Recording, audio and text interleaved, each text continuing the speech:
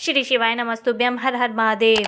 तो शिव महापुराण कथा जो कि सीहोर में चल रही है, गुरुजी ने हमें इसमें नए ये 5 उपाय बताए हैं जिनको कोई भी व्यक्ति कर सकता है। अगर उसके ऊपर पितृ दोष, काल्प सर्प दोष है तो इस उपाय को करिए। क्या करिए कि पीपल के वृक्ष के नीचे जो पानी गिरता है वो सुबह जल्दी जाके कुछ बर्तन में उस पानी की 1 बूंद ही इकट्ठी कर लीजिए और आप देखेंगे कि आपके ऊपर जो भी पितृ दोष, काल्प सर्प दोष है, एक ही बार इस उपाय को करने से आपका ये दोष दूर हो जाएगा। तो आप उसको बर्तन में 1 बूंद पानी ही इकट्ठा कर लीजिए और उसको लेके शिवालय आ जाइए। शिवालय आके उस बूंद को, जहाँ से जलाधारी से जल नीचे गिरता है, वहाँ पर 1 बूंद बिंदी लगानी है आपको। जैसे कि इसमें दिखाया गया है, यहाँ पर आपको एक बिंदी लगाकर भगवान से प्रार्थना करनी है और फिर आपको 1 लोटा जल भोलेनाथ के शिवलिंग पर चढ़ा देना है। श्री शिवाय नमस्तुभ्यम, श्री शिवाय नमस्तुभ्यम का जाप करते हुए धीरे धीरे जल को चढ़ाना है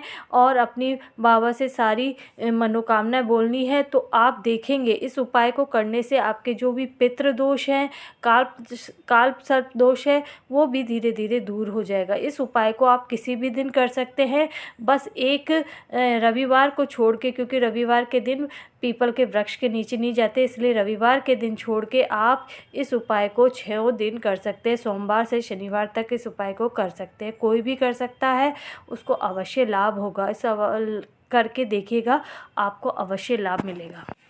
दूसरा उपाय है घर और व्यापार के लिए। आपको अगर बहुत दिनों से घर बनाने की इच्छा है या कोई व्यापार है वो आपका चल नहीं रहा है, तो इसके लिए आपको ये उपाय करना चाहिए। तो आपको उसके लिए चाहिए होगा 1 सफ़ेद पुष्प, बेलपत्र और जनेऊ।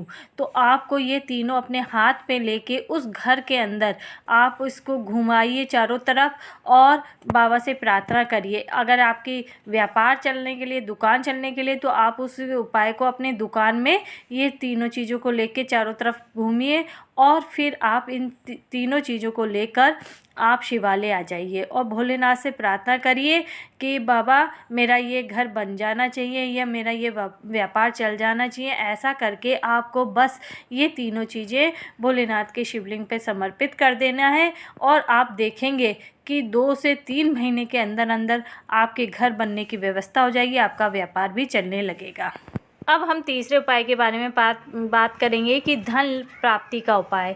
ये भगवान भोलेनाथ का चक्र है, कांता चक्र के नाम से करा जाएगा और ये भगवान नारायण और भोलेनाथ की कृपा से ही आपको कांता चक्र का नाम लेना है और उसमें ये 4 चीज़ें लेके जानी है। केवल 1 सफ़ेद पुष्प, 1 लाल पुष्प और बेलपत्र और 1 शमी पत्र को आपको लेकर जाना है। भगवान नारायण और भोलेनाथ से प्रार्थना करके कांता चक्र के नाम से ये उस उपाय को करेंगे और इन चारों चीज़ों को ले जाके बस आपको अशोक सुंदरी, माता अशोक सुंदरी जो शिवलिंग पर स्थान होता है ना, बस आपको एक एक करके वहाँ पर भगवान नारायण और भोलेनाथ का स्मरण करते हुए कांता चक्र के नाम से इन चारों चीज़ों को वहाँ समर्पित कर दीजिए।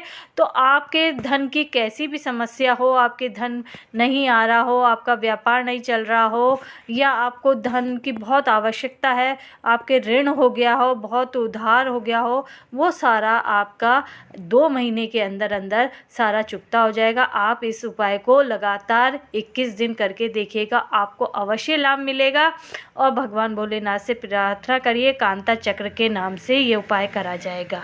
चौथा उपाय है नारी के लिए जो रजोधर्म के दौरान उसे तकलीफ़ होती है या कभी बच्चेदानी में गांठ हो जाती है, ये उसके लिए उपाय करना पड़ेगा।